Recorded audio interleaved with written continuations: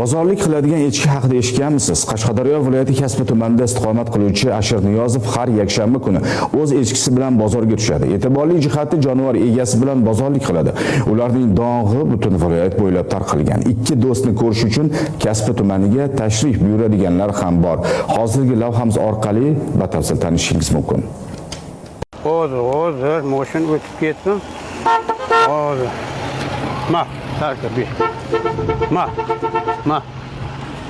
Har bir insonning yuragida sadoqat va mehrga muhtoj bo'lgan burchak bo'ladi. Kasbi tumanining Qamashi mahallasida yashovchi 60 yoshli Ashir aka uchun bu bo'shliqni bir echki to'ldirdi. Yaxshimi, sog'-salomatmi?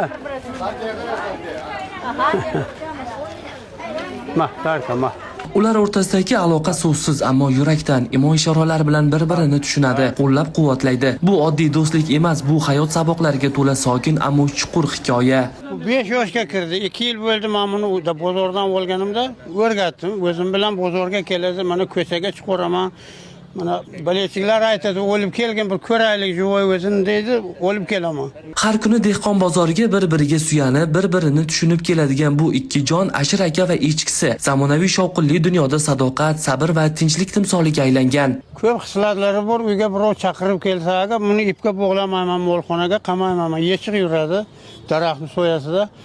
Birov chaqirib kelsa, borib eshikni shoxlaydi, va deb yana men yotgan uyga keladi. Men chiqsam yana eshikka yugurib boradi. Ashir akaning echkisi hech qachon odamlarga tashlanmaydi, taomlarga og'iz solmaydi. Go'yoki u ham insoniy odobni anglab yetgandek. Bu esa inson bilan jonivor o'rtasidagi ishonch qanchalik chuqur bo'lishi mumkinligini ko'rsatadi. Asli bu har yakshanba kun shu Qamashini bozorda bo'ladilar. Echkilar juda ham tarbiya ko'rgan, aqlli echki.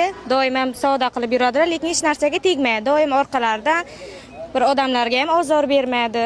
Juda tarbiya ko'rgan echki. Ko'pchilik odamlar faqat yakshanba kun bozor kunini kutishadi ular. Ular asosan narsa olish uchun emas, shu echkini ko'rish uchun. Juda ham unga qiziquvchi odamlar ko'p.